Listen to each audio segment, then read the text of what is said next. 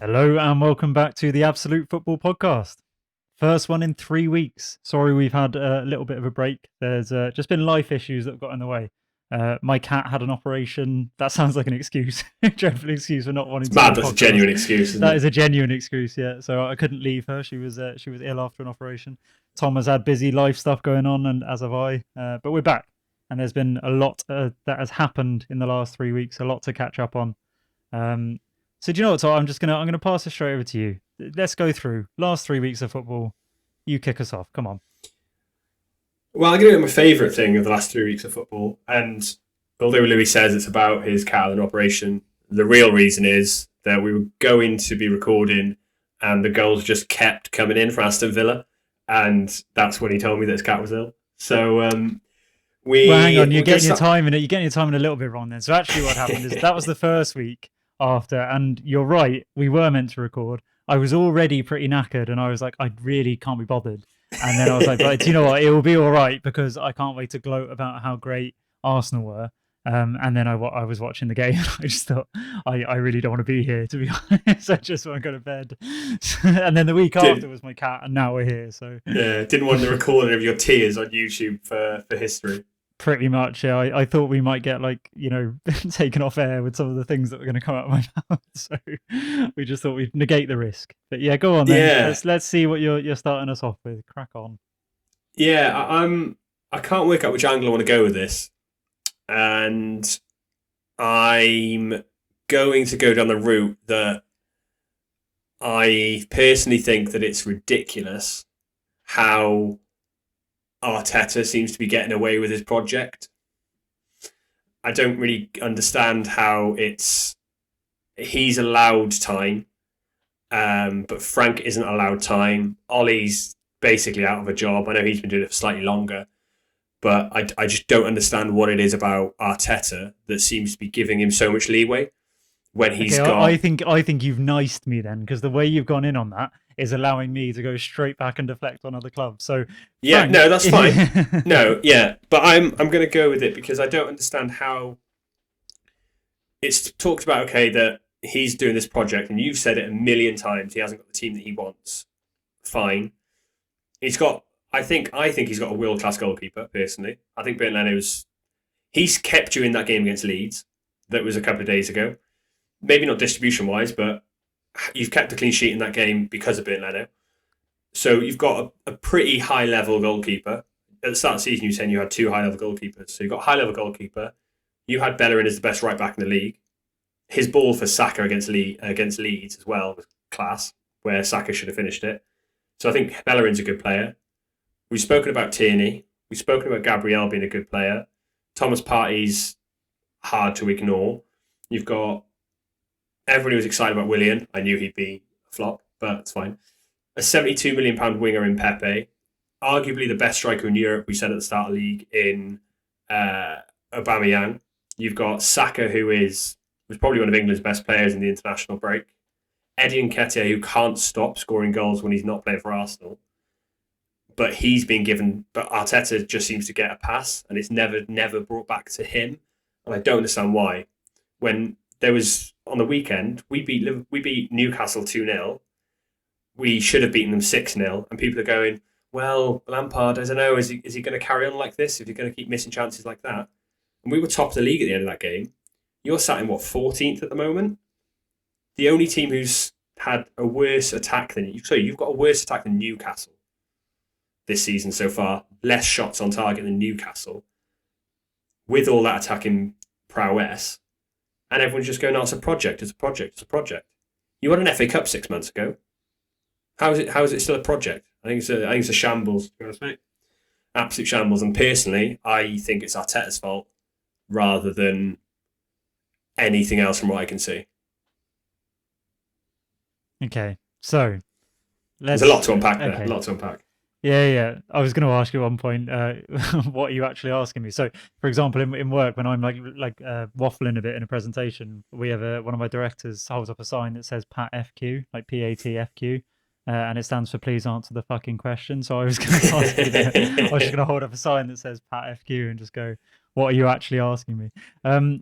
Okay, so Frank, I think I think you look great. I think Chelsea look brilliant. I think he's invested in the right thing, which is that even though your attack was actually looking very dangerous all of last season, it wasn't efficient enough. Yeah. And it's not like you were struggling to create, you weren't, but he just wanted a better conversion of that creation. So I think he's done really well there. He's brought in 2 sort of bits into that back line in terms of Mendy, the goalkeeper, and Thiago Silva, and both have been brilliant. So I think, look, I don't know if there is such much noise around Frank. Obviously, I wouldn't follow it as much as maybe you would. But I haven't seen a huge amount of noise around whether he'll continue or whether he should be sacked, whatever. I see a lot of memes saying, oh, Lampard took Derby from 6th to 6th and Chelsea from 4th to 6th or something, or whatever it was. From 3rd to 4th. 3rd to 4th or whatever it was, yeah. But I don't really pay attention to much of it. I think he's doing a good job. I think Chelsea look really, really good this season. Ollie, I think the difference, and I'll get onto it, but I think the difference with Ollie is, as we've said multiple times, there is no tactic. There's no style of play, and he's been there doing it for ages, and nothing actually has progressed under that time. 3 years now, can it? Exactly. So it's like, well, if he hasn't progressed it in that time, and I think there's just an acceptance that he's just not going to be the man that takes them to. He literally should have been sacked about 10 times by now, and every time he's in that game that will be a sacked in the morning game, he wins. Yeah. Literally, that is just it, and there's no way you can say it any other way. That's just bad ownership. Yeah, for sure. But okay, so getting on to Arsenal then. So I don't agree with you that people are like, that everyone is just saying, Arteta, give him time, it's just a project. Because I've seen a lot of backlash in the last 3 weeks. Is that Arsenal fans, though? Sorry? Is that Arsenal fans or the press? Yes. No, Arsenal fans. Yeah, so you don't see anything in the press, that's my thing. I've seen a few things in the press. I saw There's an article grumblings. from Danny. Yeah, there is. Yeah, but and that's all I'd say is warranted. I'd say before the Aston Villa game, we had lost against Liverpool, Leicester, and Man City. The Leicester one was annoying, but apart, Liverpool and Leicester, it was like, okay, fair enough. That is all that's warranted. And then we went to Old Trafford and beat them 1-0. So before that, you can't say that there was any kind of need for rumblings, except for the creativity issue, which I'll get onto. I think, I don't know. I think I like Arteta a lot. I think it's unfair to say that he's kind of running out of time or anything like that, because he's having to unpick a lot of the bad work that Emery did. And he has had to focus so much of his energy on making us defensively sound. What I would say is that by doing that, and I hate to say it because I can't believe that he's intentionally doing it, but by doing that, he has completely taken away what we were known for in terms of our attacking threat. Now, under Emery, we didn't have either. We didn't attack well and we didn't defend well. So there's no way you can say, and I've seen it in the thing of people saying, oh, Emery had a better start to his Arsenal career than Arteta has. And it's like, yeah, that's fine, because Emery took over a squad that actually, and like everyone was like, oh, as if Wenger's team finished like 11th. They finished 5th. They actually played like they had the best home record apart from Liverpool that season. They played phenomenal football, had a very good team. We had really good squad depth when Emery took over. Had a lot of squad depth that we don't have now. And Emery is part of the reason for that. He got rid of a lot of our kind of squad depth and signed really weird signings. Anyway, so there was poor investment, all of that sort of stuff that Arteta's having to deal with. I think the signings that Arteta has made in terms of the centre-back area, Gabriel, the midfield area in terms of Partey, they are good signings. Willian has been an awful signing. Awful signing. I can't think of a player who has pissed me off as much as an Arsenal fan than him. And I know you're loving it, because do you know what? I'm going to edit this. So that when we can put it out on the socials, there will just be a clip of me being like, well, I don't know what you're talking about, mate, because to me, every time I've watched Chelsea, he looks world class, and you going, he is going to frustrate the life out of you, and I go, well, we'll see, won't we? All smug. And now I'm sat here like he's frustrating the fucking life out of me. He's doing my head in. Yeah, he's awful. He's been absolutely awful. Zero attacking threat. Pepe is not a £72 million winger. Let's just call it what it is. He's a flop. Yeah, he might do it in the future again. He's still quite young, but I don't want him in the Arsenal team. He causes a bit more chaos. He does create more chances than what we currently have out there when Willian's playing on the right, Aubameyang's on the left, and Lacazette's through the middle. We're pretty much non-existent when that is the lineup that's put out. So I prefer him to kind of what else we have currently. but he's not long-term the solution. Aubameyang centrally looked okay. He didn't really get much service. Saka is kind of, the big hope going forward, and he's played a lot of minutes, and it looked like he had a pretty bad injury as well. So we'll have to see what happens from that. But I don't know, mate. I don't know what the answer is. I like that we're structurally sound. Obviously, the Aston Villa game we conceded 3, but apart from that, it's pretty much been ones and twos where we have conceded, except for Liverpool. I think they scored 3, but one of them shouldn't have counted anyway. I don't know. It angers me the way that he sets up the team sometimes, because I don't know about you. I don't know if you ever felt about it under maybe Conte, who was a bit more kind of Conte, who was a bit more sort of structured. But did you ever feel that sometimes you're just there like, I'm not being funny, it's Leeds? Like, no disrespect to Leeds at all. Yeah, they're a really good side, okay? But it's Leeds. Yeah, you're Arsenal Football Club. Just go out there and play football. Like, be defensively structured for sure, but there was no support from midfield at all. And there was no defensive structure from midfield in that Leeds game, by the way. Literally, the ball would break to midfield where Xhaka and Ceballos and Willock were meant to be to kind of pick up the ball from the centre-backs. And the centre-backs would head it down like heading away a long ball or whatever. And there would just be no one but Leeds players. And I was there like, so hang on, we're not even getting the defensively structural thing correct now. It's now starting to go back to the Emery thing where it's like, okay, we conceded 3 against Aston Villa. We should have conceded 2 or 3 against Leeds. We're not scoring. So what's going on? What's the benefit here? Yeah, it's quite similar to the whole England Gareth Southgate thing. You play in Iceland, but you play the 3 at the back. It's the 3 at the back thing. The whole Conte thing, Chelsea played pretty good football, and we had the benefit of we were playing wingers as wing backs. We were playing Victor Moses, who was a right winger, and Marcus Alonso. They're wingers, realistically, because neither of them can really defend.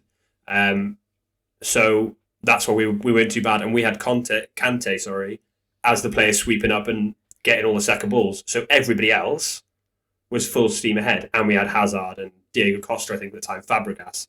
So it's a different level. Not trying to be disrespectful, but different level to what you've got in terms of personnel. And that team won the league by a canter. I think we won 11 games in a row at one point. Or 12 games unbeaten or something like that. Personally, I was looking back through the results, and I think you've lost 4 games out of 9. Or is it? I think you've won 3.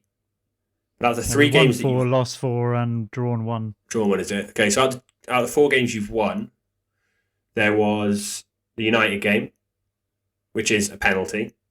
I know we spoke about it with the Chelsea, did the similar thing a week before. United are quite a good team going forward still, but it was still only 1 penalty, so it's a scrappy win, to say the least. The second game of the season was West Ham and Nketiah, 85th minute winner. I know they're 2 big moments. Those 2 moments don't happen, and you come out of both those games with draws. You've lost another 6 points. Your relegation battle after a third of the season, a quarter of the season, you're 9 games in. I don't understand. So yeah, where would you be if I get the league table up? You're in that weird bit at the moment. You're like 3 wins from being where you are, but I think the table's doing you favours at the moment because of how early we are in the league. But yeah, if we take those 6 points off you, you're down to 7 points, which puts you 16th behind Brighton. Yeah, but I mean, you start getting into a bit of a stupid thing. But it was get these things then. Yeah, but it was a possible debatable penalty, and it's a very close to a last minute winner, which you're basically not saying the wins that you've had haven't been dominant wins either. Yeah, no, I get what you mean. But the outcome from that then is basically that, what you're trying to say is we're not creating enough to be deserved winners of these games. Yeah, and I agree. So The thing that frustrates me then is that, so you can either say, okay, he hasn't got the players to do it. Now, I agree he hasn't, but when you signed Partey, and I know Partey got injured, right? When you signed Partey, and you've decided that is your kind of defensive midfielder signing, or kind of box-to-box midfielder signing, you've got El Neni playing alongside him, then the other one has got to be Ceballos. That's the only bit of creative sort of flair that's coming from that team, from anywhere from in that midfield. Partey is, can be creative, but it's not his primary job. So you can argue that he hasn't got the players for it. My biggest issue is you've got, I don't know the stats, but I think behind Messi, you've got the all-time kind of assist king, sat at home on his sofa tweeting about the game. And this is my biggest frustration with Arteta, in fact, during this whole reign, is that he is lying to the Arsenal fans about this situation. The situation with Ozil is very, very clear. He has made his comments about the way that Muslims are treated in China. China has responded by basically saying, we pay Arsenal Football Club an awful lot of sponsorship, huge fan base, huge promotion out here, very lucrative deal for them. They haven't said this in the press. This is just, this has been said to Arsenal. Yeah. And therefore, if you play Mesut Ozil, we will pull that deal. Now, some weirdo in Arsenal structure thinks it's more acceptable to focus on the lucrative deals than it is on racism and all of that sort of stuff. And basically, it has been a kind of handcuff put on Arteta to not play Ozil. He can't do it. That's why he wasn't included in the squad, because it's just like, well, it's just pointless. I cannot play him as a manager. Now, there's two things I'm angry with. Obviously, the club itself to kind of give in to those demands. You've basically got to say, we'll do what the fuck we want. And if you want to pull your deals, we're Arsenal Football Club. We'll find sponsorship from elsewhere, no problem. The second thing is that as a manager, Arteta shouldn't allow himself to be handcuffed like that. And quite frankly, I'd resign. And I think he would be showing more of a strength by doing that. And then us Arsenal fans would be completely on his side. The issue is he's lying. He's there going, I failed Ozil, I tried with Ozil, and it didn't work out, and that's why he's not playing. And you go, well, I'm sorry, when you first came in, and up until lockdown, until the comments were made, he started every single game for you pretty much. And he looked really good, was our leading assist. He provided our last assist before lockdown for Lacazette to score a goal against West Ham. So it's not his form, it's not his ability, and we literally cannot create anything, and we've got possibly the best creator of goals in this generation sat at home. Yeah. I don't really know where to go with it. I just think, look, if it is the case that he's not going to play for Arsenal again, if it's the case that Arteta has allowed himself to be handcuffed like this, then we haven't got the players to go out and create things. And what you don't do then is just kind of, I don't know how to say it, Burnley create things. They haven't got Mesut Ozil. Do you know what I mean? Sheffield United create things. They haven't got Mesut Ozil. You go out and set your team up to go and just play a football match then? Like, you don't set them out to just go and park the bus every single bloody game. It's boring as fuck. I'm watching Arsenal games and I am literally amazed when we get out of our half. Like, that's not Arsenal. Come on. No. And also, I think you talk about managers ripping the soul out of clubs, and I think he gets so much leeway. And this is why, rather than me blaming the players, I've gone for Arteta.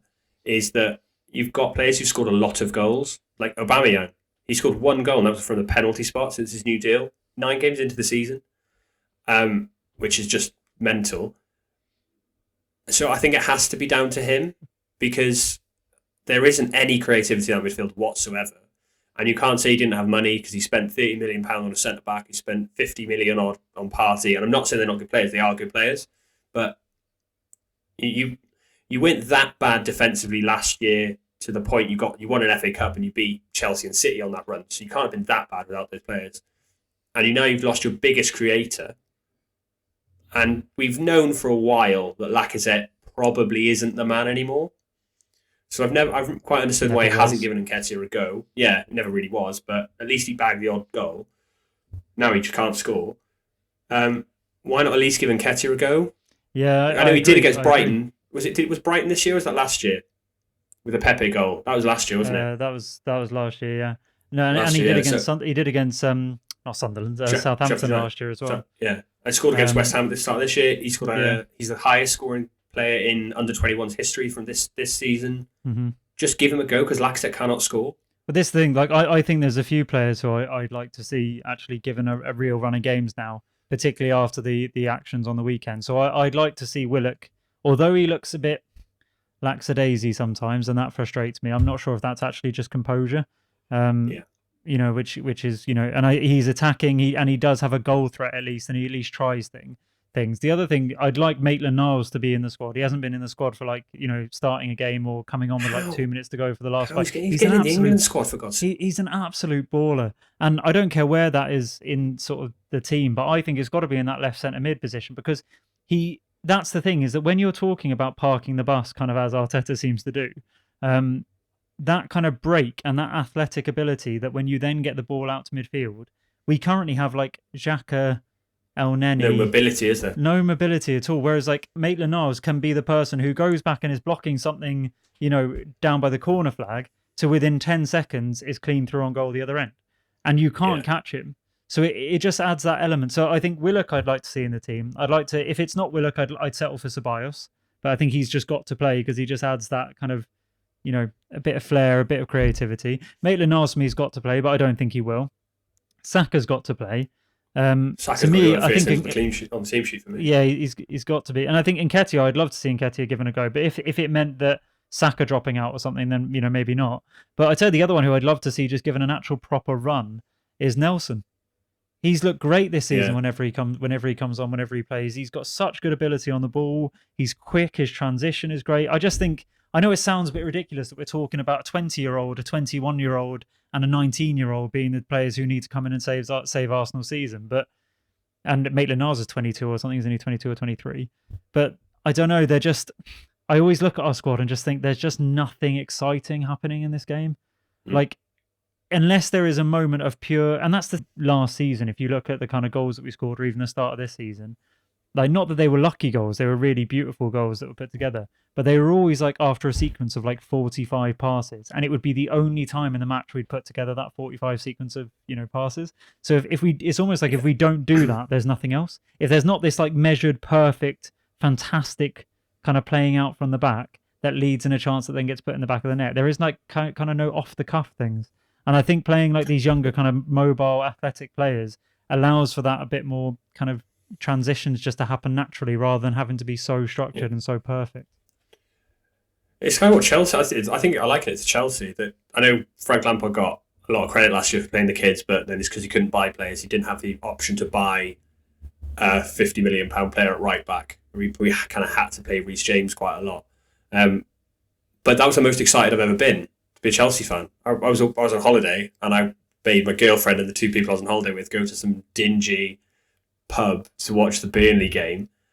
And at one point we had Hudson-Odoi, Ross Barkley, Mason Mount, Reece James, Tomori, Loftus-Cheek, all on the pitch. And these, apart from Ross Barkley, obviously, but he was still 26.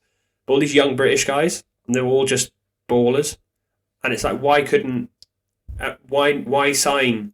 I don't understand the point of signing Willian if you've got Saka, as an example. If you started with Willock, Saka, Maitland-Niles, the Arsenal fans, even if he was getting these results, wouldn't be giving him as much grief. I don't think anybody would, because you're giving these kids a go.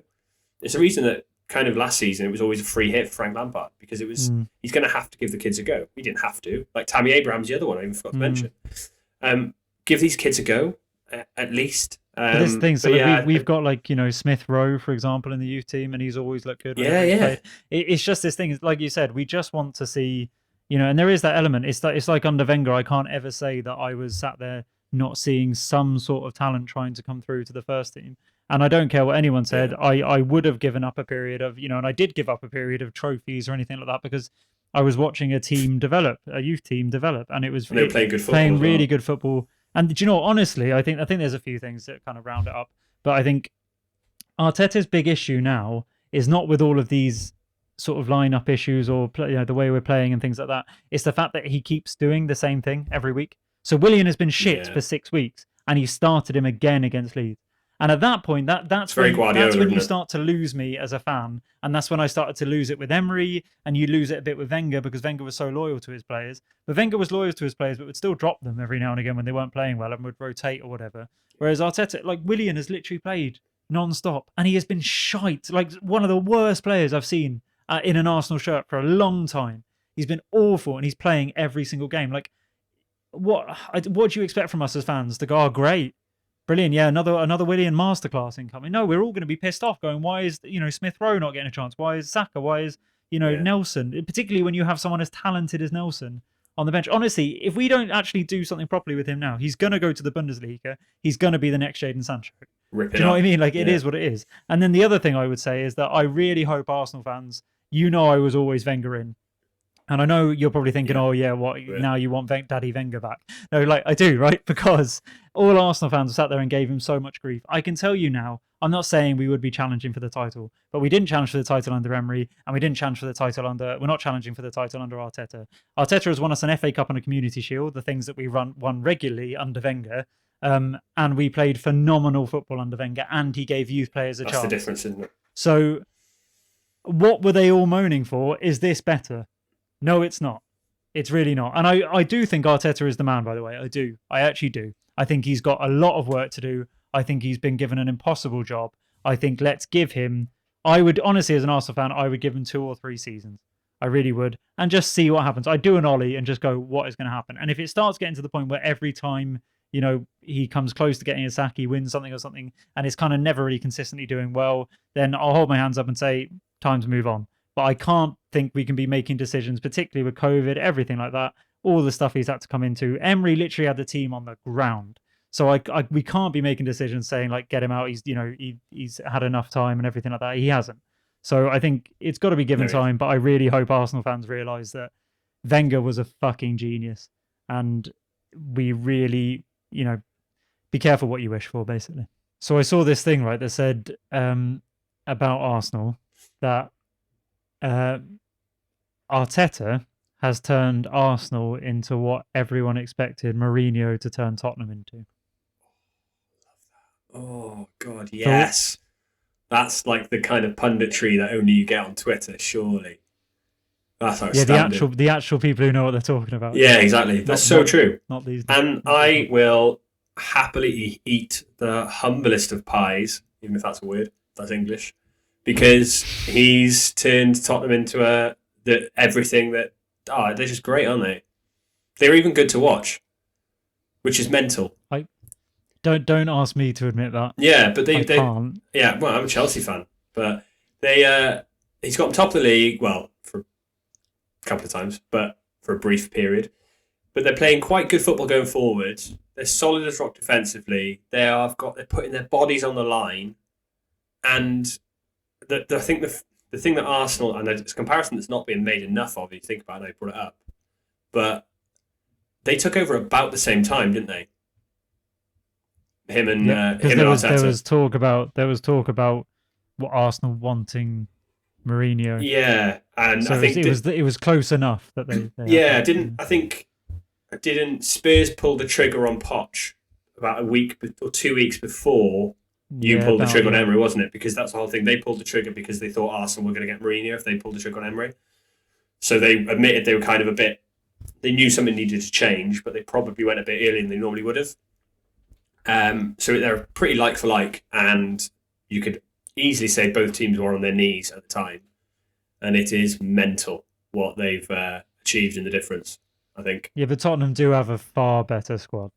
You can't say they don't. They've made they made 5 very sensible, good signings in the window, though. We spoke about it. They're probably one of the best windows. Okay, they're two standout players. If you did a world class. Yeah. But you're telling me Aubameyang isn't world class? We've seen he's the best striker in Europe in the season, in the start of the season. I would say that Aubameyang isn't as complete a footballer. Oh yeah, but piss off. He's world class at what he does, but he's not as complete a footballer as what Harry Kane. And but Harry Kane plays every position now. So if that's you what I mean, yeah. If you're playing him just as striker, so you take those two. You take obviously Son and Kane are world class players. You take them out of it, and the team that he inherited. So Reguilon, I think, is outstanding left back. I've said that before. Mm-hmm. He's still playing Eric Dyer at centre half, who is not a good footballer. I'm sorry. He's mixing between Serge Aurier and Matt Doherty at right back. Serge Aurier was close to being out of the door. He's turned Ndombele into an absolute machine that everyone knew he could be. Sissoko's a new man. Højbjerg he brought in. Bergwijn, I think did he bring in, or did Bergwijn come in January before he signed? No, he brought Bergwijn in. So he's bringing in good players who are like squad players. I think his job, his own comparison has been mental. But he's pretty spot on, to be honest. Everyone thought we said that he was dead and buried, but tactically he's been pretty bloody good since come in. I made 2 fantastic managerial predictions at the start of the season that Moyes and Mourinho would be out the door by Christmas, and they're both going swimmingly well. Dude, so. great predictions. Yeah. And my 2 actual other predictions were that Sheffield United would finish 5th and Arsenal would finish top 4. Well, so, for more great analysis, listen to the Absolute Football Podcast. I'm not being funny though. I've kind of given the exact same punditry as BBC, so fuck it. Yeah, they're getting paid for it as well, aren't they? Yeah, exactly. Yeah, we need to get those brand deals in. That's what we need, mate. Then we get funded for this crap. We have, because our 2 listeners will probably buy it. Never know. Tell them to. Never know. Yeah, so we've spoken a lot of negative stuff there about Arsenal in general, but have said one of the highlights has been Saka. 2 points I want to talk about. One, how good he was for England in general. And that can sort of then go on and start talking about England. But he also got nominated for the Golden Boy, got in the top 10. And I think rightfully so. I've never seen him have a bad game. He's that similar to what sort of Man City are doing with Foden. I don't know, is he trying to sort of transition him in a little bit? But you don't want to run him into the ground, sort of maybe how Wenger did with Wilshere, possibly. You don't want to give him too much game time too early. But I guess good for England first. What did you think? I'll be honest, I didn't watch any of the games. I think the thing with Saka is, look, well, one, he should have scored against Leeds, by the way. Yeah, he should. And the second thing would be in terms of his England performances, look, he played a lot of minutes, which was, frustrating as an Arsenal fan to see him play that much, but he was very impressive. He's such a, do you know what it is? I don't know how to describe it about him. He's so much better than you think he is.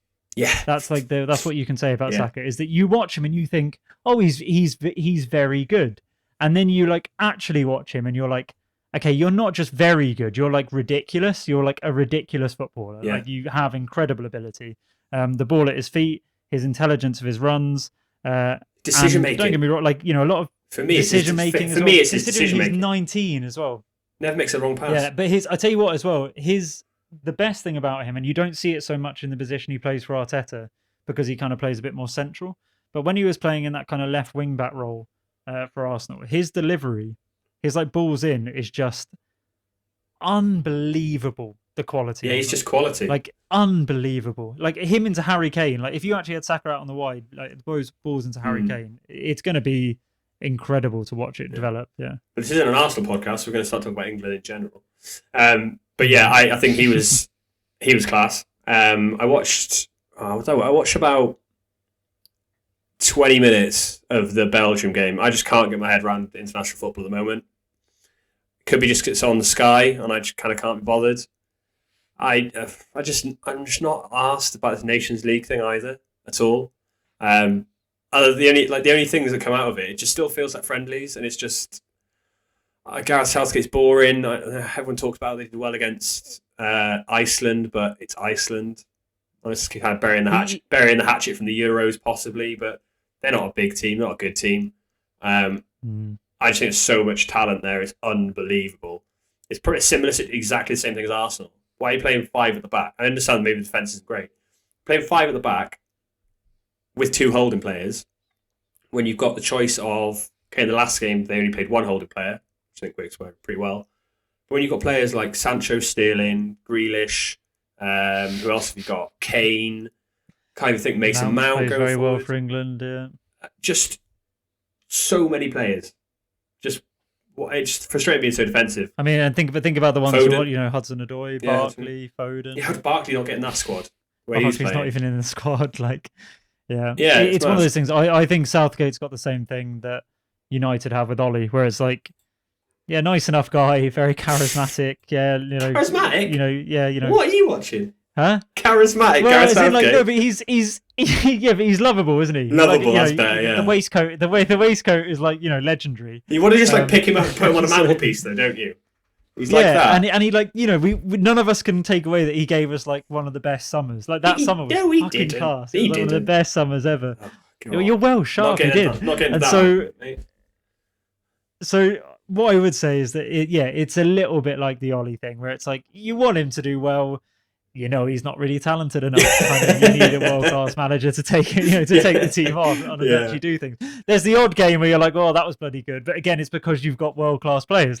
It's not because at no point has Southgate's tactics been fucking spot on, and that's what's done us like just brilliant. Played 3 at the back. It's just the fact that we have very good players. Yeah, it's 3 at the back and let them all just wing forward. He's made me. This is the longest. And although you sound Welsh, I'm half English. All my dad's side are English. I do support England in football.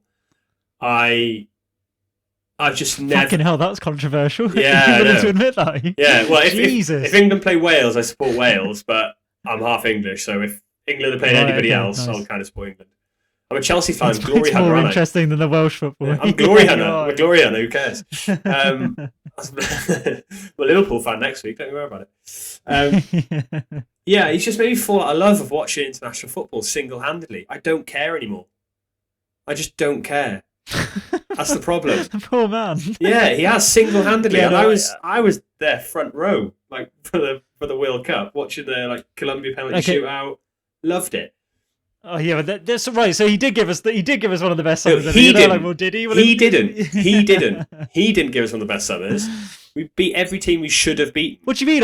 I nearly bought a waistcoat. That's it wasn't to do with him, was it? Let's be honest. It was never to do with him and his tactics. The waistcoat was to do with it. Yeah, it was just got to win a lot of corners. Okay. So go on then. So he's not good enough to be the man to take England forward. Yeah, it's like the whole Ollie thing. Yeah. Who is? Right. Okay. Dream. You're gonna say Poch, aren't you? Dream appointment. Oh, no, Poch too good for that. Dream appointment and likely appointment, I reckon, is what we do this like. So dream appointment is we're talking after the Euros. We'll let him take us to the next World Cup. And then Mourinho's been sacked by Spurs by this point because he lost the dressing room. We've drafted Jose. So he's called Harry Kane a fat nonce.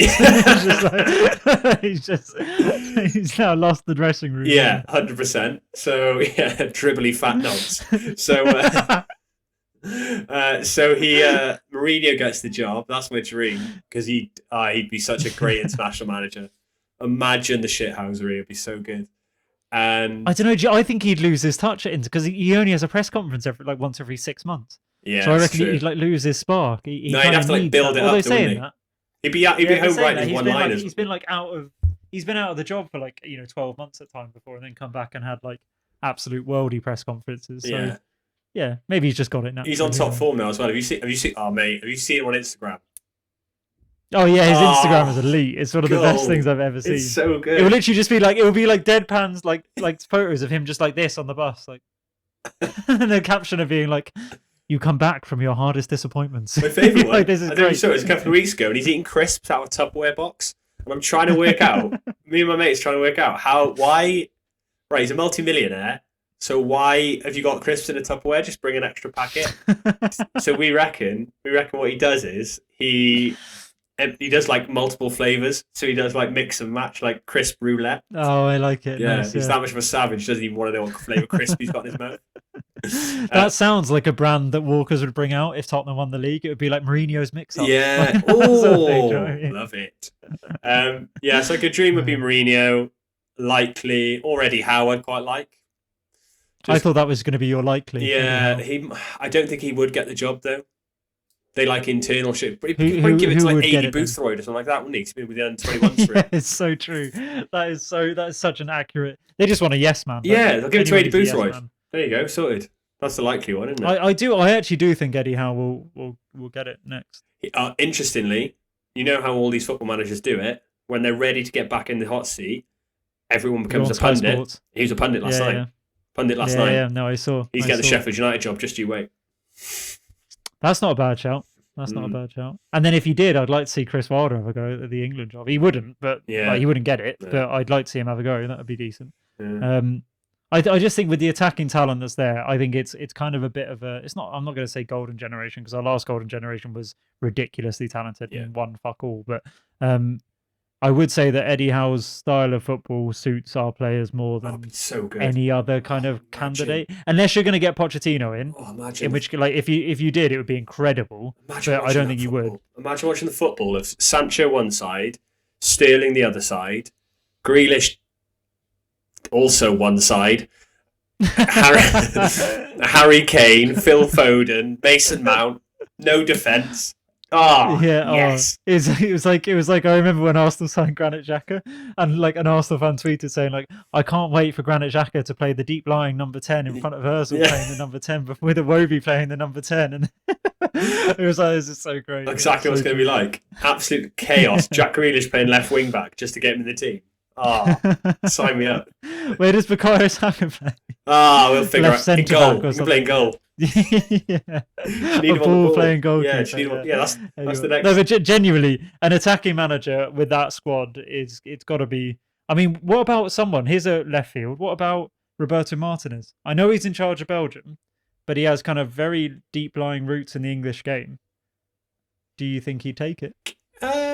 Step down, isn't it? Really? Well, it would depend on the circumstance of how he left Belgium, wouldn't it? And they just look insane.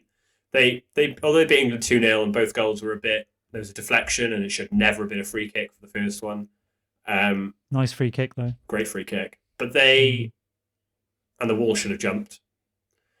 It's the reason Tyrone Mings didn't get in our team of the season. They just sat back then, didn't they? They didn't really do anything after that. And wherever they did and tried to catch England on the break, Lukaku came close a couple of times and he selfishly went for it, as per. But they looked like they had another couple of gears to go into, to be honest. Yeah. So it depends on the circumstances of him leaving. Yeah, probably would be a good fit, though. Probably would be a good fit. Knows the media as well, which is always a big thing they say, isn't it?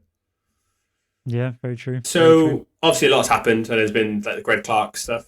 The FA chairman's been sacked, but I don't want to cover that too much because it might get a bit political. Because he's a racist? Also dodgy ground. Yeah, he's a racist, Islamophobic misogynist. So that's the highlights from him.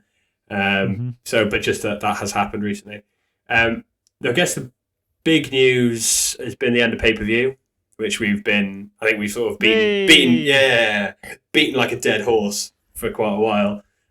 So I guess that's I heard that they said it was kind of on the edge. They were like, do we do it? Do we not? I don't know. And then they just like heard the Absolute Football podcast kind of beam out the back. And they went, do you know what, that Louis one's got a point. Yeah, fans don't like it. Fans don't like it. But annoyingly, well, I think maybe it works well with that stunning line I had about football becoming commodities to be traded rather than clubs to be supported. So that's no longer true. I feel like that should be like, we should make that our tagline. Yeah, I know. Just sell merchandise with it. Yeah. But yeah, so that's good news. I'm happy with that. And this was the first weekend when they didn't do it. And I watched so much more football.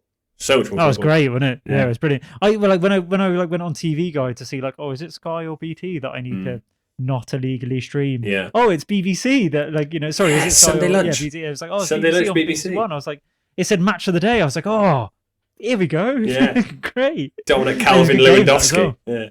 Really good game as well. So that's great news.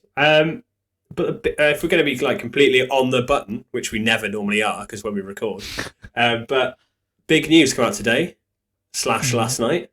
Zlatan wants to sue FIFA, and Gareth Bale apparently is on the train as well, isn't he? So I thought it was a piss take with Zlatan. I did think it was a piss take with Zlatan because of what he's like. I saw it on Facebook or Instagram or something. But I saw another story today that Bale's gone on the same thing. I know nothing about this. So this is going to be the most uninformed rant about nonsense you've ever heard in your life. But okay, so what is it? Is it that they haven't given consent for? So in case anyone doesn't know what we're talking about, it is FIFA, as in the organisation, but EA Sports in particular, FIFA 21, video game. And basically the video game does face scans of the players to get their sort of the most look-alike kind of game faces in the game. To kind of immerse the experience for the player, for the consumer, to kind of make it as realistic as possible. It's the same way they've built the exact same stadiums within the game, and they've got all the logos, the branding of the Champions League, Europa League. That when you're playing it, and you're watching it on TV. I lost my bollocks then for a second. when you're playing it, and playing it on a TV, it's like you're kind of there. That's the idea, isn't it? Yeah. So. Is he not happy because he hasn't given his consent, or what's the thing? Or do you not know? So I think what's happened is basically it came out towards the end of last week is where I think it started, where Beckham signed a deal for him to earn, I think it's £30 million a year for them to use his likeness as a legend player. So he's now going to earn more per week from EA Sports than he ever did as a player, which is mad stats. Over a 3-year period, it's a bigger contract than any contract he had when he was a player. Obviously, inflation on that, but still. So that's come out now, and he's getting paid all of this money. And the reason is because he's getting paid it for his likeness. The same way that anybody would if... Do you remember those amazing Pringles adverts? Pringles, yeah. Where they had like Ronaldinho, Gerrard, Pirlo, Roberto Carlos. So they all get paid because it's their likeness, and then they'd have like cartoons of them on the canisters, tubes. Pring guns now, is it? Pring guns. Nice. Yeah, because it's smooth. So he's getting paid for his likeness. But then Zlatan's come out and gone, I haven't seen a penny from EA Sports. Yeah, my likeness is in the game. Whereas I don't remember consenting to this. I haven't seen Gareth Bale's quotes, but apparently Gareth Bale's come out and said the same thing, basically. I wonder... So I don't know where is it in their contract? So I wonder if the deal is made in terms of the image rights and everything like that to it all are made with the clubs. And as these people are owned by the clubs, technically. They're not. Like they are... I don't think they're even employees. Are they employees or are they subcontractors? Yeah, they are. No, they are employees, yeah. They are. They are employees. Yeah, they just have a very kind of weird employment law, but they are employees. Because there's the weird thing as well that I've recently got an Xbox for the first time since I was like 12. Wait, what? Series X or Series S? The like downgraded online version with no disc drive. Of what? Of the new one? Yeah, the new one. So like, have you? Yeah. Nice. Early Christmas present. So I've got that, and you can't get FIFA 21 on it yet, so I'm still playing FIFA 20. And Juventus aren't in the game. They're down as some weird name, but all the players are in the game. Calcio. Yeah, something like that. But all the players are in the game. So Ronaldo's in there. Matthijs de Ligt is in the game, but the club isn't. So that seems to be like a weird one then, because if it's down to the clubs, then surely it would be Portuguese number 7 would be his name, or Delight. Yeah, but it's not going to be like a. Yeah, but it's not a like. I don't think it's like a package deal, is it? Because like for example, PES and FIFA both have the game faces, so it's not like that's. Do you know what I mean? Like it's not like they can be sold to two separate things. Like the team name is something that can be sold exclusively to like one thing. And equally, I suppose it could start getting to the point. What I'd like to know is who at EA started off from the beginning of paying for someone's like there's so many icons in the game that none of them are paid for. I can't imagine who sanctioned that deal and didn't have the thought that if we do this for one, they're all going to want it. Like who didn't have that? That's like fairly obvious. But I think everybody must do. It's one of those things. It's probably lawyers deal with it in the background. There's got to be some way of yeah. There must be a way of them getting paid or remunerated. Because I remember there's a big deal with. So the Pogba deal went through really easily because he's Adidas and United were Adidas at the time, or they were Nike still, and it was difficult to get the deal through because of that. And when Mourinho signed for United, he had a different watch brand to who the watch brand was for United.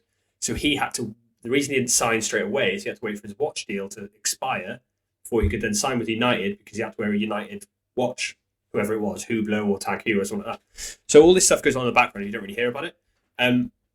So I to be honest, I'm kind of with the players, to be honest, on this one. I'm with Zlatan. I'm with Zlatan and Gareth Bale.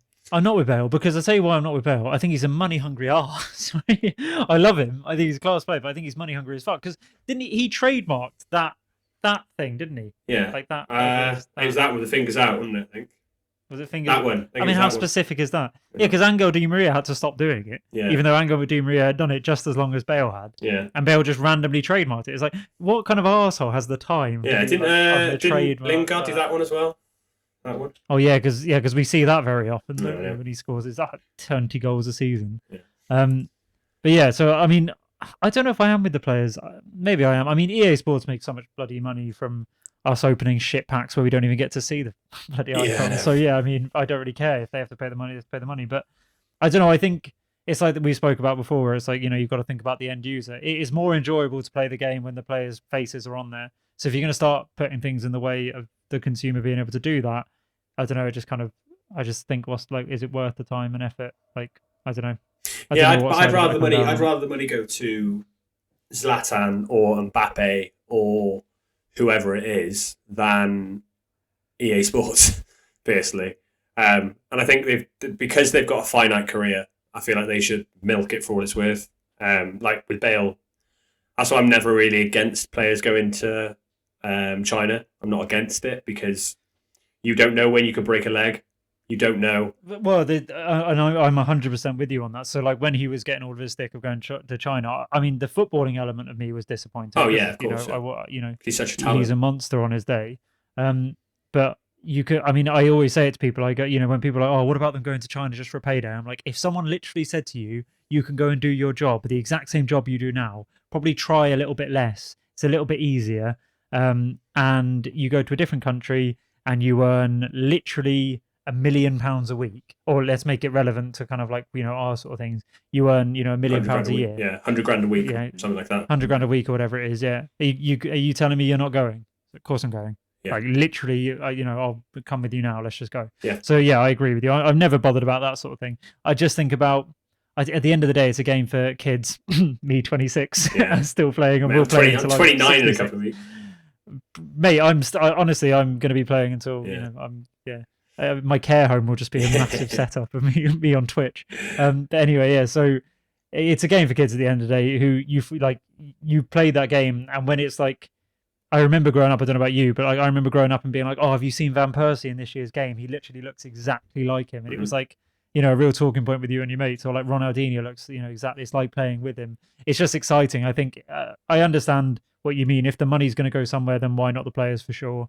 But if it's going to end up being Portugal number 7 rather than Cristiano Ronaldo in the game, then I think fuck off. Basically, yeah, no, I don't think it will, but I don't think that's what will happen. I think that's where the narrative's getting skewed because I don't think that'll happen. I think what will end up happening is EA will just have to pay up. Right, so this week I'm going to take on football stories, and this is one of those that I'm a big fan of stuff like this. I'm a big fan. And it typically comes out of Africa, a story like this. But I'm going to talk about the story of Gaurav Mukhi. Do you know who Gaurav Mukhi is? I think I've seen him this week. Yeah, I think I've seen him this week. Well, I saw it a couple of weeks ago this came through. So Gaurav Mukhi, God, I'm probably butchering that, but he's a professional footballer out of India, as you may have guessed, and he's a striker. He is born on the 20th of March 1998. He's age 22. And this is not who I was thinking you were going to talk about. I thought you were going to talk about the Ghanaian news reporter who was reading out the football scorelines. Have you seen that? Yeah, Golden. The man, the myth, the absolute. We'll have the Arsenal. Absolute gold. So good. It's Sheffield United. Not him anyway. Okay, go on, sorry. So he played 4 games for Jamshedpur. Again, probably butchering that. But he is famous for being suspended by the Indian Football Federation for fraud. Do you know why? What was he fraudulent about? Oh, right, okay. About his age? Spot on. Spot on? Yeah, nice. Yeah. So Gaurav Mukhi, so he on October 7th, 2018, became the youngest goal scorer in the history of the Indian League. So do you remember when James Vaughan did it for Everton? Yeah. James Milner scoring goals at 16. Yeah, outstanding. I remember, yeah. Those of you who have I don't know, it's an eagle eye, isn't it? What, a keen ear? I don't know what the equivalent is. We'll go, okay, if he was born in 1998 and is currently 22, how did he score a goal at 16 in 2018? Well, that would be because he lied about how old he was. I mean, if you're gonna lie, like at least remember what you said. Like So that's like going on a date and being like, "Oh, I have, 3 children or whatever, right? Just Yeah. trying to make yourself sound. I don't know why that's more appealing. Yeah, why did you do that? So you say you've got- you say you've got no kids, Right, really? I've got no children, yeah. And then it's like, oh, you know, they come around for dinner. You go, this is just my child. Yeah. And they're like, oh, hang on, you said Magic. you had no children. Yeah. Still living at home with your mum. So he goes down as the youngest goal scorer in Indian Premier League history at 16 years old. But 2 months afterwards, again, he played 4 games. The player has been suspended for 6 months for lying about his age. And hilariously, his Wikipedia page is wrong because he lied about his age. He was actually 28 years old. So he wasn't born in 1998 either. So somebody's got this wrong. So he's either... No, nobody knows how old he is. He's either 18, 22 or 28. I don't think he knows. He's just lied so much about it now. He has no idea. But technically, for the purposes of this, he's the youngest goal scorer in the Indian Premier League history. And you should see the picture of him. I know you'll be able to see it on YouTube, maybe, but oh, I can. 16. 16. I'm sorry. Okay, so anyone not watching, he has the thickest moustache you've ever seen. Like, you know, those like old Texan men who've spent like 80 years growing it. That's what he's done. Full It's monobrow and bleached blonde hair. Do you remember Joseph Manala for Lazio? Is it the Lazio? That's the reason. That's the reason. He was actually genuine, wasn't he? His is proven to be. He was actually 17. He was just Well, like they the did. oldest. They chopped off his wrist, and counted the rings. Found out how old he was. They now. Yeah, but to be fair, I think the same thing was levelled at Diego Costa because he looks about 40, doesn't he? So 54-year-old man, isn't he? he literally did look about 35 when he was 16. So Yeah, he looked like somebody that your dad's mates with down the pub as well. yeah. Like from the age of 18 onwards. Like you've had a hard This paper out. is what would it be? It would be like this is Beardy Steve.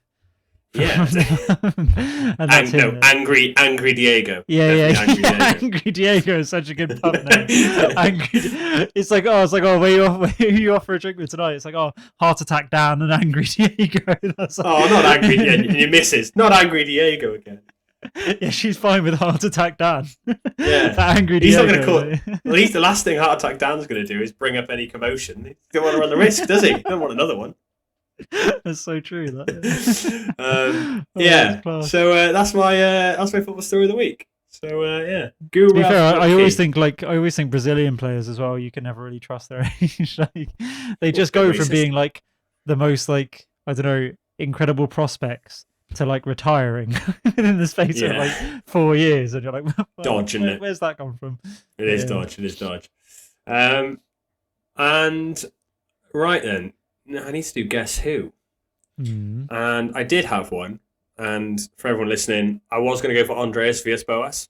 And I was hoping he had a really pathetic career.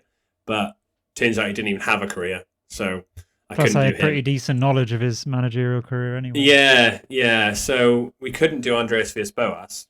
So I am going to go for somebody different. I was going to say, yeah. I do have one. I am going to go for it. Just says it. And I go, right, okay. I think we can guess who does. Yeah, so I've got somebody, and we're changing the rules because upon a fan review, we have been told it was a bit of a shit show. So, Tom, I've just thought of something. I've got to read this to you. Right, hang on. We'll do Guess Who first. But there is somebody who's left a comment on the YouTube page. And I want to tell you. No way. I want to tell you. It is elite feedback. So outstanding stuff. It's not like send news or one of them, is it? No. Asking us to send something to a No. It is like kind of step by step ripping apart. Well, they've completely misunderstood our analysis, but they've step by step ripped apart our opinion, and I really want to put it to you. So, I love that. But anyway, we'll do that. We'll do that. Send me the link. after, While we're doing Guess Who. Send me the link. Right. Yeah. So now what we're going to do is did we say 3 or 5 guesses? I think 5 guesses is fair, isn't it? 5 guesses, but after every 3 questions, you've got to give a guess. An answer, and then if you don't get it by the 5th, okay. Yeah, you're out. So a bit more structured. So yeah, I've got my guy, or girl. So crack on, Louis. Okay, hang on. I'm just I've just found that thing. That's amazing. That's literally made my week. Yeah, it made mine. It was incredible. It was incredible. Right, okay. I love necessary abuse. I love it. Yeah. Oh, so good. And I provoke it. I do. I can't help it. Anyway. Oh, did you poke the bear? Get in. Yeah. Anyway, okay. So Okay, I can't now use like wasted ones. Like, is it a man? Is it a? Not that is You a can. You wasted do what you one. want.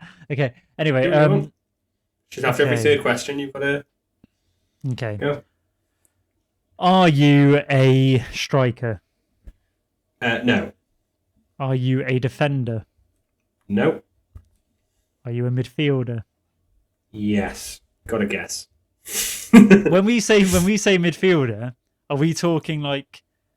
Are we including wingers as attackers, or are they midfielders? If it's a winger, I'll count as an attacker. If it's like a left mid or right mid, then it'd be a midfielder. So if it was Leeds James Milner, midfielder. If it's Iron Robin, attacker. Okay, cool. Yeah. Go on. But I do like Beckham would be a midfielder. Yeah. Okay, fine. Okay, Ribéry would be a winger. So it's a midfielder in football. This is going to be a shambles. Let's see the guesses. Okay. Let's see the guess. I want to have a history of the guesses as well. Okay, so I'm going to go with. So you've got one. Okay, I'm going to go with any midfielder. Any midfielder in football. Okay, I'm going to go with Frank Lampard. Oh, so close. Okay. Next set 3. Are you playing currently? No, I'm not. Okay. Are you European nationality? European isn't a nationality, but yes. Sorry, yeah. European. Are you of European nationality? Are you? Yes, I am. Well, yeah, I am. Yeah. Well, I don't know the. What's that? Yeah, What's that all about? Okay, you are. Okay.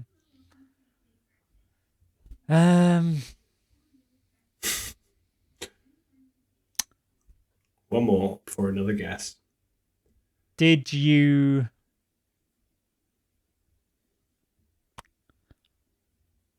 Are you an attacking midfielder?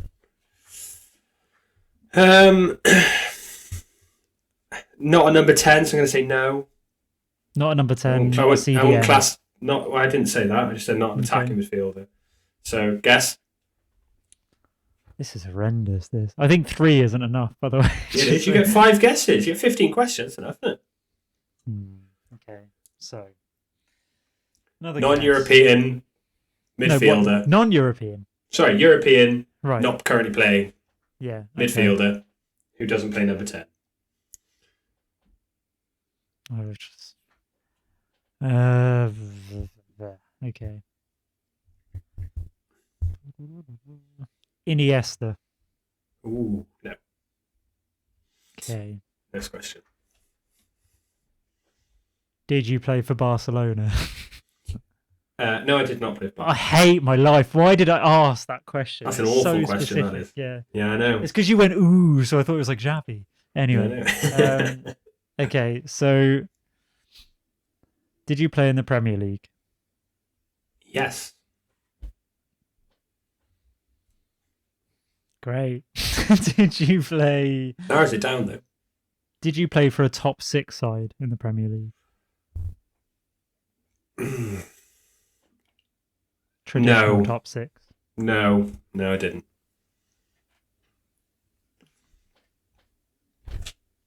Another guess. Over halfway through now as well. Ask another question instead of the Barcelona one. Because that was an awful question. That's a terrible question, yeah.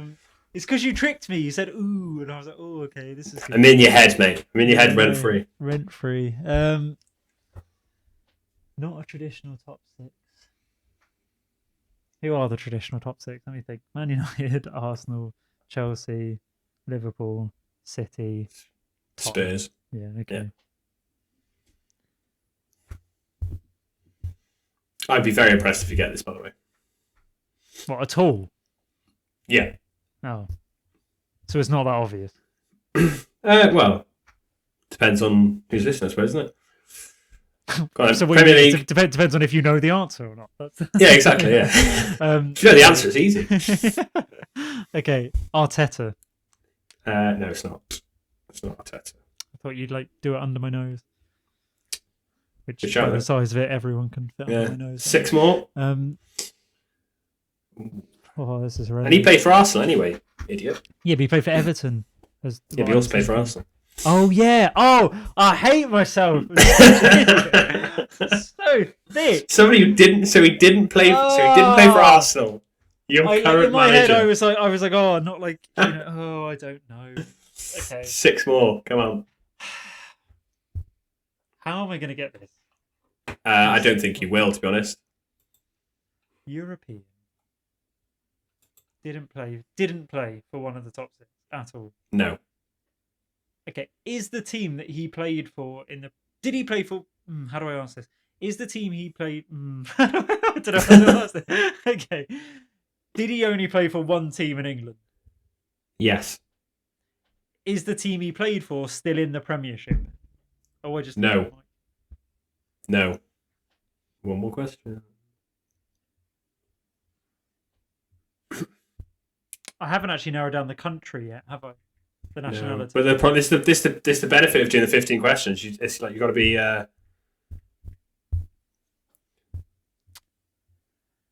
Is his nationality part of the United Kingdom? No, it's not. Oh, I was going to say the. Okay. It's not. Another guess. This is really hard. Yeah, you're miles off as well. Even after like 12 questions last time. Mate, it's not a lot. Pretty it's close. Not a lot. It's not. I might have to up it next week, but So I know he's European. I know that he is not an attacking midfielder. So I'm thinking kind of central or CDM. I know the team he played for in the Premiership is no longer in the Premiership. Yeah. Oh, I just had a good one, mate. And it's not Iniesta or Arteta. And he's only played for one team in the Premier League. Yes.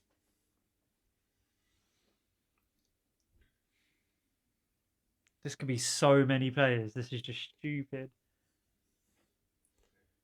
Because you asked bad questions. I think no. Well, do you know what we're going to do? Straight after this one, you're going to have a go, and I'm going to do it with you, and you'll see how little it is. I think we should do like what's that TV program, Tipping Point, where they they get the opportunity for 3 more counters at the end. I think I get the opportunity for 3 more questions at the end. Okay. Okay, so I know all of those things. So the teams that I'm just talking out loud now. Again, thinking out loud. I'm talking out loud, obviously. I'm thinking. Yeah, it's a bit better it's much better for a podcast if you think out loud than think in silence for the next 5 minutes as well, if you don't mind. Okay, so if you mind, thinking this through talking us through your thought process rather than just sitting there in silence would be great. Exactly. Okay, so the teams that I'm thinking are obviously, Sunderland, we've got Wigan, Hull, have I said any of them, Tom? Give me a little bit of a nod. Okay, Wigan. I said Wigan. Sunderland, Wigan, Hull, QPR. Yeah, they're the kind of teams I'm thinking. They're not bright, are they? Maybe not. This is so hard. Oh, I hate this. Okay, you're not getting this one either, I think. I'm just gonna guess nationalities. I think that's my best bet. You've got to say a name. We're at guess point. Okay. So it could actually still be a right mid or a left mid. Well, I said attacking midfielder, so it's probably going to be central. This is so hard. Okay. So after this one, what have we got? 6 more questions?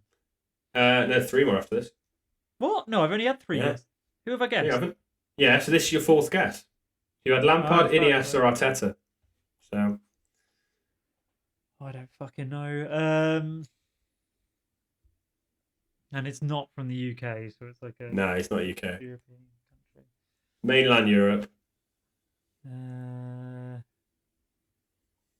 He's a number 10. I was just thinking of someone then, but he's a number 10. But you kind of ummed and ahed when I said, is he attacking midfielder? It was like he is, but he doesn't play there. That's kind of what your answer was a bit like. No, it's like he's more of a... He's not a CDM. He's more of a... Can do everything type. So I'll give you that much more of a hint. Bit more of a... Yeah, can do a bit of everything. Okay, I'm going to go with Leroy Fer. No, it's not. Oh, that would have been such a good one.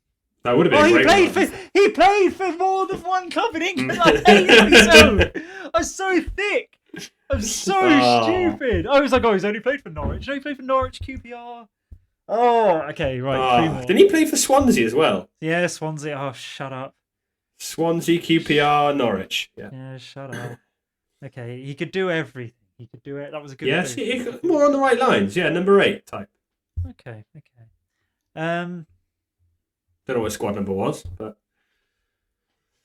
I don't even know how. I also to get said he's this. not an active player as well at the start. Does Leroy Fer still play? Yeah, he's played for Feyenoord. I just checked. Oh. Okay. Yeah. I think you need to write down the questions you've asked and the answers next time. Yeah, it's good. Good point. Okay. 3 more questions. Play Hit any on. more. Hit or bust. Oh, I honestly don't even know where to go with this now. Okay, so was the team that he played for in the Premier League, have they been relegated in the last 2 seasons? No. No, they went down not like a while ago, but they've been down a while, yeah. Oh, Tom, this is impossible. This is actually impossible. Do you want to give you the year they were relegated? Would that help? That would have been a better way of wording the question. Yeah. What year was the team that he played for relegated? In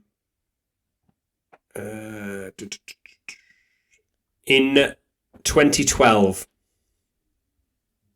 They were relegated in 2012. I'm not. My screen might have just lit up. No, I'll let you off. You've got 2 more. You've got 2 more, so I'll let you go. Premier League table. So 2000, so I was 2011, 2012. I was actually thinking Wigan or QPR. I said it, didn't I? So I think it's one of those teams, and I think it might be. Roberto Martinez had some mad nationality of players in that Wigan team as well. He did have some mental players. Okay, so. And I haven't just picked this season because it's the season that I think Chelsea won the league. Okay, so do you want to know the player who I was going wish. for, but who I was actually going to say a few guesses ago? I mean, I haven't asked the questions yet, have I? So how many more questions have I got? 2. So the also, player... who do you say you were thinking of? When? You just said, oh, well, it's going to be somebody from this team or this team. Wigan or QPR? Yeah, neither of those teams were relegated that season. I didn't just Google it, but my memory just said that they were. No. That was Wolves. That was 2012 to 2013. Okay. Yeah. There's Wolves, Bolton, and Blackburn Rovers. Oh, okay. Fucking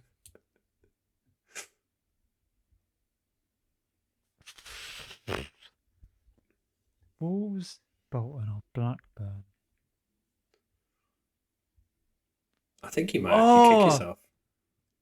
Hang on, is that in Europe? Is that in Europe? That's not in Europe, the player I'm thinking. Depends what country you're about, doesn't So it? it can't be him. Okay. Can't be him. Okay. It's not Jamie O'Hara, because he's English. It's not... I was going to say Guediora, Wolves. But isn't he with Algeria? Was it? Bolton. Who was with Bolton? Oh! Wait, as well. Oh, no, it's not At no point have I said that he was actually playing for this club when they were relegated. I'm just saying the club that he played for was relegated in that season. So he played for either Wolves, Bolton, or Blackburn. Didn't necessarily go down with them, but played for them at some point. I hate my fucking life. They were the only club he played for in the UK. This is so difficult. Sorry, they were the only club he played for in England. I think I know who it is, but I don't know how to pronounce his name. It's definitely not him. Okay. This is horrible. Come on, 2 questions. Got another question. I've given you quite a lot away for free here as well. Yeah, you have Towards to. the end. I can't have a go at you. Okay. Oh, fuck it. I'm just going balls to the wall. Is he Turkish? He is. I know who it is. I just don't know his fucking name. This is why. So I was gonna. The one who I said I can't pronounce his name. It's because in my head I want to say but it's not. It's like that name. I want to say Tugai or something. It is. It It's is. Tugai, is it? Yeah. No way. How the hell have you managed that? So, because you've given me an awful lot there, but you said Blackburn, and Yeah. you said he didn't play for him when they were relegated, and he's kind of could do it all. Yeah. So I was thinking, who was that Turkish player who played for Middlesbrough? That's it. Tuncay Stanley. So I was thinking that Him. one was Tudgai, and I was thinking the other one is kind of like that, but it's not that, so I'm not going to get Yeah. Okay, so I There is- technically got that. Yeah, you did. in So you the got thing, that. But you did That's give me a lot impressive, there. mate. You did give me That's a lot impressive, for though, as well, because I did you over because he played for Rangers for a bit as well. So it was only one club in England. Yeah, to be fair, that is That why was I the asked question. you. That's the did ask question, that, so, yeah, you were right. And That do is you know fair enough. why I picked him? Why? Because I saw a thing on BT Sport. They asked Steve McManaman, Rio Ferdinand, and Robbie Savage who would be the best player to play with, but also be the worst player to play against. And as you can imagine, the quality of players they played with and played against. Steve McManaman said Clarence Seedorf. Rio Ferdinand said Yaya Toure. And Robbie Savage said Tugai. More Gabs Pedersen. Yeah, exactly. Yeah, I know. David Bentley. As we were starting, I very nearly changed it to Stelios Giannakopoulos. I would have got that. I actually would have got that because he Yeah. was one that I thought. But yeah. Yeah. Okay. So I wanted to, that was good. But I want to tell you this bit of feedback. Oh, that yeah. we Wait, have found. you sent it to me? No. I'll I'm read gonna it. I'm gonna read it to you. Yeah. Okay. So it Is is this something on. that either of us know? Well, I don't know. Okay, so I'll explain more now, right? So basically, it's in the video where we were talking. We did like a clip of how will Leeds stay up, and we were discussing would it be through the kind of Blackpool method of kind of all out guns blazing, high energy, attacking football, and we might get thumped 4-0, but we might win 5-0, that kind of thing, or will Yeah. it be the Wolves kind of approach of being pretty structurally, defensively sound, good quality players, and that sort of way of doing it. So this guy, right? The comment is a long. Don't name names as well. Don't name So names. okay, well his name on YouTube is P.P. So Okay, good I think we name. can just let's give him a name. There's Peter Parker, Peter Parker, yeah, Spider-Man's giving us crap. Peter Pettigrew, Peter Pope Pettigrew. Peter. Right near Anyway, yeah, I know. Yeah, yeah. It's Christmas. I've been watching a lot of Harry Potter. Anyway, so he has said, right, this is it. Leeds United ... Blackpool ? Signings: Helder Costa 15.9 million from Wolverhampton. He's listed it all out here. Ilian Meslier 5.9 million from Lorient. Joe Gelhard 900k from Wigan Athletic. By the way, he has done this. This must have taken a good 20 minutes to write this out and do the research I for. cannot wait to see this. Jack Harrison brackets loan from Man City. Charlie Allen undisclosed from Linfield. How fucking in depth is this guy going? Cody Jesus. Drammer 400k from Fulham. Sam Greenwood 900k from Arsenal. Someone Somerville 1 million from Feyenoord. Rodrigo 27 million from Valencia. Robin Koch 11.7 million from Freiburg. Great name. Diego Llorente 18 million from Real Sociedad. Is that a signing Leeds have made? Llorente, have they? Anyway. Rafinha 15.3 million from Ron. Internationals: Calvin Phillips, England. Rodrigo, Spain. Diego Llorente, Spain. Robin Koch, Germany. Stuart Dallas, Northern Ireland. Liam Cooper, Scotland. Tyler Roberts, Wales. Matthias Klick, Poland. Alioski, Macedonia. Yeah, lads, you've cracked that one. Leeds United are Blackpool, and Marcelo Bielsa is Ian Holloway. I mean, my initial response was, well, we didn't say any of those fucking things. What we said was, we actually said Marcelo Bielsa is no Ian Holloway, not highlighting how great Ian Holloway was, just that it was a ridiculous comparison to be saying Leeds were like Blackpool at all. All we were saying was that their football and the way they approach games is going to be kind of like the way Blackpool did, in the terms of we don't really give a shit if we're open at the back. We're going to go out and try and win games. It was a compliment, damn it. So my response was, come on, don't hold back. Tell us what you really think. Just to get that one going. And he's then atted us, the Absolute Football Podcast. You compared one of the most legendary, iconic football clubs to Blackpool. No, he didn't. Then compared one of the most legendary, iconic football coaches to Ian Holloway. Again, no, he didn't. What response did you expect? Well, Thoughts, Tom love Davis? the feedback. Love the feedback. As always, get in touch. We love your thoughts. Yeah, no, positive or negative. I love it. And whatever gets a conversation going. He's entitled to his opinion. He could, like you said, he got the message wrong, I think. Do you think that's what we were saying? It's not necessarily what we were saying, but I don't really understand the response, to be honest. He doesn't really say anything in that. I've found it now. Leeds and Blackpool, it just says about the signings. Okay, we didn't really say that. But I mean, there's a bit of sarcasm. Yeah, lads, you've cracked that one. Leeds United are Blackpool and Marcelo Bielsa, Izzy and Holloway. Well, I just think the title of the video, is it? To be fair, no, we just said how will Leeds stay up. We weren't saying Leeds are Blackpool. That's not what we were saying. We weren't saying that Leeds are Wolves. We were asking were they going to go and focus on being defensive or were they going to be relentless attacking energy? And quite frankly, they have been relentless attacking energy. So they've gone fully in Holloway. that is the tactic. It's not called on like Football Manager when you can choose like the Gegenpress or like Tiki Taka. Yeah. It's just called the instead of the full English, which is Sam Allardyce's tactic. It's called the fully Ian Holloway. And Marcelo Bielsa has gone on and just dropped down list, selected that. And do you reckon, like Bielsa in his study, it's just got like a life-size Ian Holloway in the corner.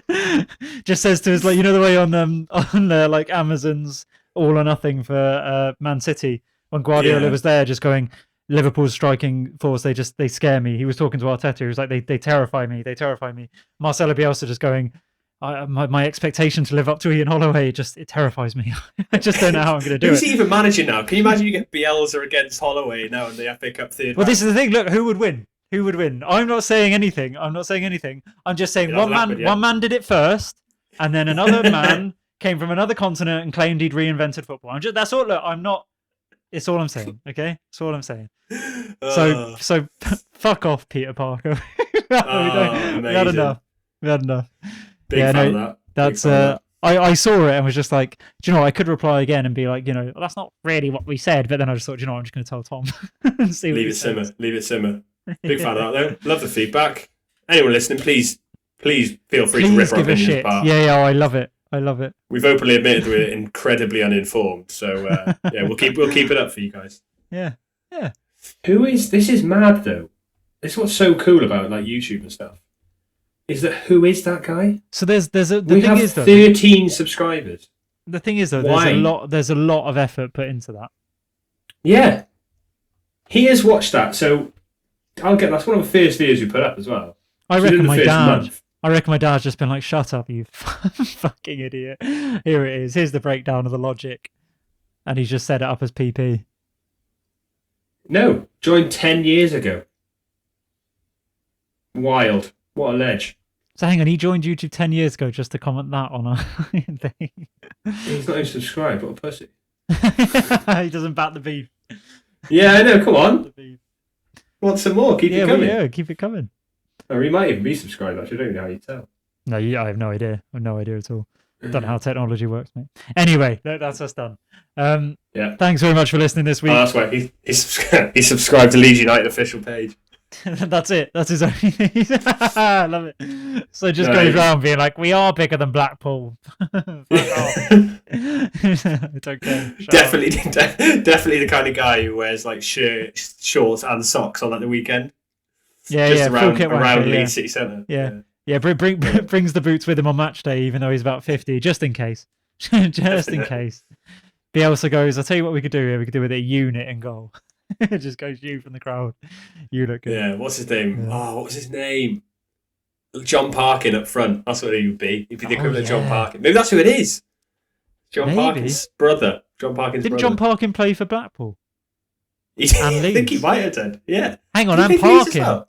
Was his middle name like Peter? PP? Oh, fucking hell, we're good detective work here. Right, tell me. Let's have a look. I'm going to find out John Parkin. John Parkin. I had an FM save where I had John Parkin playing for England. That's amazing. Kept picking him. Yeah. Didn't do very well. John Parkin. Go on, please be his middle name. Please. I've never wanted anything more in my whole entire life. He doesn't even have a middle name. What a fraud. No, he fucking What a does. fraud. He doesn't tell anyone he does because he wants to set up this account and give us shit. He also on the didn't play side. for. He didn't play for Blackpool or Or Leeds. Leeds, Either. did he not? No, okay. Who am I thinking Fuming. of? I'm thinking of someone else, but anyway, it doesn't matter. Right, no, thanks very much for listening. It's been a bit of a weird one this time. We've just basically not done one for a little while, so we were just chatting shit. Enjoyed that one, though. That was a good one. But yeah, tune in next time. We'll be back to normal settings, talking about more stuff. And it's the last episode of the Series 1 next time, Tom. Oh. Oh. I mean, not that Series 2 isn't starting straight away the week after, but still, it's the last one. Oh, shame. But yeah, hope you've enjoyed. Like Tom said, leave us any sort of feedback. We don't care if it's good or bad. Rip us apart. Honestly, we're opening it up. Rip us apart. And yeah, we will hopefully see you on the next one. Have a good week. We'll speak to you next time and take care.